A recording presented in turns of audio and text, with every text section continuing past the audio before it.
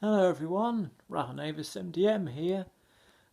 Sorry this is a little late, I've been kind of busy recently. As far as university is concerned, Christmas holiday actually translates to revise for the next assessment. So much for holidays. But here it is, my Christmas haul for this year, and I've had a pretty darn good Christmas this year, I'd say. I've been able to come back home, spend some time with my family, and I've got some pretty good things for Christmas as well.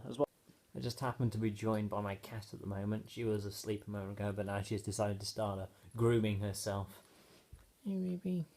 Hey. This first present may not look like much, but it is actually a cushion for my iPad to rest on when I've got it on my lap. It's really comfortable. I'm really fond of it. As per usual at Christmas, I also have some sweet things to eat. Got some truffles from a friend. Those look really nice. Those will probably be gone by next week. And I have some fruit pastels as well, because let's be honest, no Christmas is complete without those. And I have some beverages as well. I've got this really nice tea storage unit, for lack of a better term. It's got an elephant on it with the Union flag on its head. It looks really nice, and to top it all off, it already has tea bags inside it, so I'm well stocked up when I go back to uni. Very British looking, I'm sure. In fact, I know someone else who'd probably like this as a Christmas present. Best Christmas ever! Moving on to non-edible items again.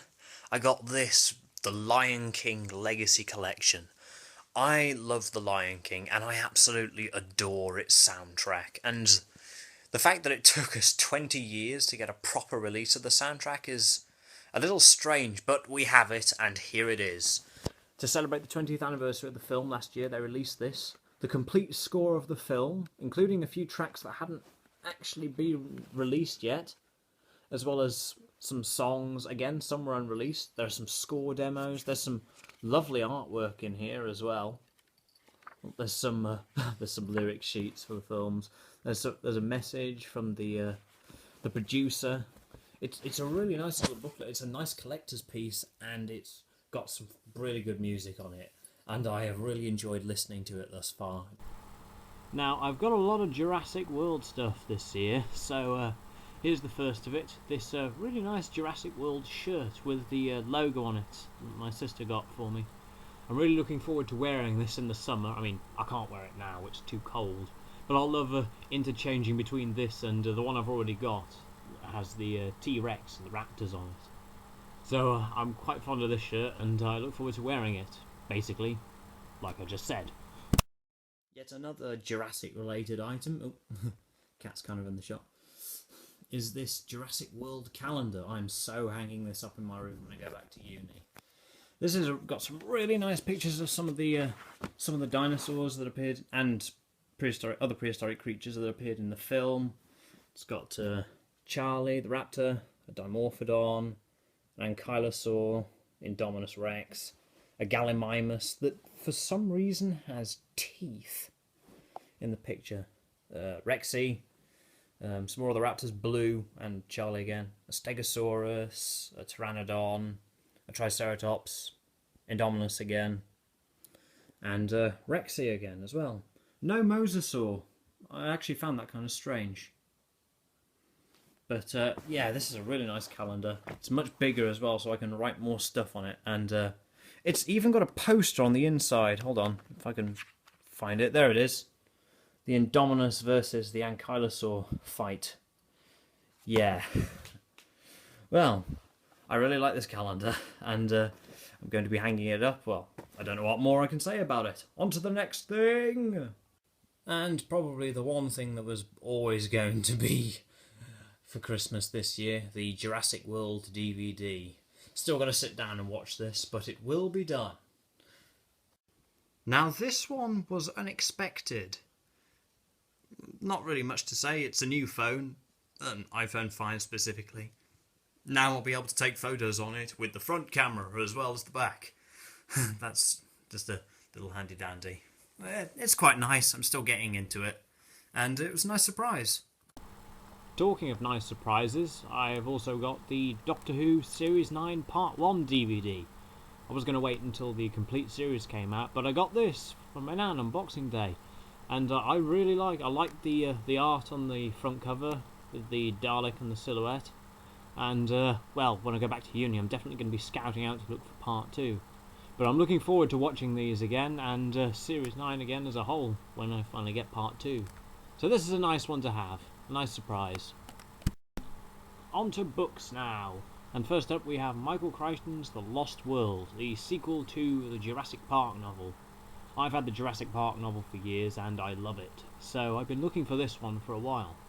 I'm looking forward to reading it and seeing how it compares to the film, although I already know the film's quite different from the book. Next up, on to non-fiction, we have Sabretooth by Mauricio Anton. This book contains anything you could possibly want to know about prehistoric saber-toothed creatures. Smilodon, Homotherium, Meganturian, not just the feline ones as well. You've got the marsupials, the Barbarophilids, the Nimravids, even Gorgonopsids are in this book. And it has beautiful artwork. If you're a fan of saber-toothed creatures, I'd definitely recommend picking it up. And I've certainly enjoyed reading through it and looking at the artwork as well thus far. Next up we have All Yesterdays. This is a really interesting book. It basically looks at speculative artwork of animals, prehistoric creatures doing activities that there's no fossil evidence that they do, and they're not often shown doing, but they might have done it. Like a T-Rex sleeping, because most modern predators spend most of their day sleeping. Or Protoceratops climbing trees like goats. I mean, there's no fossil evidence to suggest they did this, but they might have been able to do it. And then the book also goes back the other way and depicts modern animals as some paleo art would do it. Like, well, that's meant to be a rhinoceros, based purely on the skeleton. And there's a cow, there's a hippo, there's a particularly horrifying cat. Doesn't quite compare, does it? And then, of course, I have The Cambrian Explosion. Now, this is a really nice book as well. There's a lot of stuff on, well, Cambrian life. From the earliest stuff to the well-known stuff of the Burgess Shale. There's a lot of stuff in here. Personally, I'd recommend this if you're a university student, if you've taken a degree in paleontology or some form of biology, because there's a lot of jargon that only university students would probably be able to understand. And onwards, of course. But nonetheless, it's a really good book, and certainly a must for anyone who likes Cambrian life. Next up, probably the part that some of you have been waiting for, my new dinosaur models. I have got 9 new Carnegie Collection dinosaurs to add to the collection. In fact, I was tempted to call this video a very Carnegie Christmas. So, starting off with the Carnegie Velociraptor, and I really like this figure. For its size, it's very well detailed. I'm really impressed with it, and it's got feathers. It's really accurate, for the most part at least. And it's the last figure that Carnegie's made, so it's very nice to be able to own this in the collection. Another one I got is the Carnegie Ankylosaurus. This is a really nice one. And again, really well detailed for its size. It's nice to finally have an Ankylosaurus that actually looks like an Ankylosaurus. And I like the little eye spots on the club tail. Yeah, this is a really nice one. Another one I have here is the Carnegie Tanystropheus. I really like this one. It's really long. The neck is really long, and it's bendable as well, so you can get it into whatever position you may want. I've had it in the supposed position based on Witten's recent skeletal diagram, or at least as close to that as possible. Oh, it's probably not like that now, actually. But yeah, I really like this one. It's not exactly one of Carnegie's best known, but it's a really nice figure, and the bendy neck is a really nice feature. also making its way into my collection for Christmas, the Carnegie Triceratops. I love the paint job on this guy. Those oranges and yellows on the body, they almost make it look like it's glowing in places. And that pose as well, it goes really well with another one of the figures that I got this Christmas, but more on that one later. This one looks really nice, and I'm always partial to a Triceratops. So here is that other figure I was talking about, the Carnegie 2014 Tyrannosaurus, and yeah, I quite like it. I'm not too big a fan of the way its mouth's been painted. I mean, around here and around the teeth, but the sculpt I do quite like. I love that. I really like the head sculpt. You can tell that's the head of a T-Rex, and it's not too, without it being too shrink wrapped as well. That's pretty impressive. But like I said, it goes really well with the Carnegie Triceratops, I think. You could kind of have the two posed like they're getting ready to fight or something. I also got the Carnegie Tylosaurus, which I am really pleased with as well. Outdated it may be, but I really like the pose it's in, and I like the colours as well. It's so much like a giant aquatic monitor lizard. And the detail they put into it as well, they put it in the second row of teeth. I'm really impressed with that. It's a really nice one, and a welcome addition to the collection. Now I have one of the big guys, the Carnegie 2012 Brachiosaurus. Look at it. It's huge. And I love the colours on this guy. They're colourful, but believable at the same time. And I like its pose as well. I mean, most Brachiosaurus you have with their necks held up high, but this one's almost as though it's looking down at something. That's really different, and I like that. Really impressive. A really impressive Brachiosaur. Next up, we have the Carnegie Giganotosaurus. And wow, this one is beautiful. The sculpting, the detail, the paint. And I'd say it's perfect, but yeah, on this side it kind of looks like it's been shocked at something, which is kind of funny. But on this side it looks absolutely magnificent. I'm really happy with this one. And then we have the final new addition to the collection, the Carnegie Diplodocus, and my goodness, it is huge. I can't believe how big it is. And it's well detailed as well. You can see all the scales and the nodules on it. You've got the feet there, the curve in the tail, the long neck. It's a beautiful figure, and it's got some personality to it as well. This one's really going to stand out with the others. This is...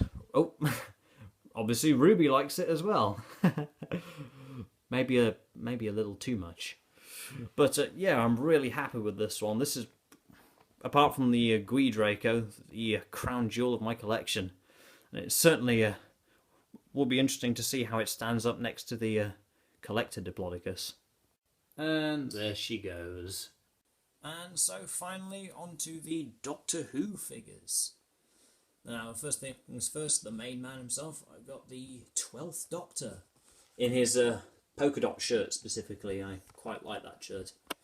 But it's nice to finally have a 5-inch version of the 12th Doctor. As soon as I knew they were making these, jumped at it. I really like this figure. Like I said, it's nice to have a 12th Doctor in my collection that's 5-inch. And it finally means that I can display the Time of the Doctor figure as the 11th Doctor. Next up, we have Missy, the purple coat variant to be specific. And wow, I really like this figure as well. I love the sculpt. It looks so much like Michelle Gomez. You got the umbrella as well, and the tablet disintegrator thing. It still hasn't got a name. I'm really impressed with it, all in all. I like the paint as well, although I kind of accidentally rubbed off some of the paint on the hands, getting the umbrella in, but no one's going to notice that now. But yeah, really nice figure. Really does Missy justice, and it's going to look really nice next to the other figures of the Master. And finally, we have the Curator, with the Gallifrey Falls No More painting. Well, what can I say? Another Tom Baker. I had to get this. Painting is just... wow. Really big. I don't know where I'd put it on the shelf. So Well, I've decided to keep it in the sort of packaging back. I'll probably put that on the shelf as well. That's the first time I've ever done that. Be interesting to see how that works out. But I'm looking forward to the challenge, and I'm really glad to finally have these. Well, that's about it really, guys. Thank you for watching. I hope you had a very Merry Christmas, and I hope you have a Happy New Year. Here's to another year of exciting stuff and other stuff as well. Yeah, and thank you so much for the 100 subscribers. Well, 121 now at this moment that I made this video, at least. But thank you so much for those. 100 subscriber special is being thought about. I haven't actually got an idea of what I'm going to do for it yet, but I'm sure I'll come up with something when I have more time. Feel free to leave suggestions. But thank you for watching, guys. Here's to 2016. Bye-bye.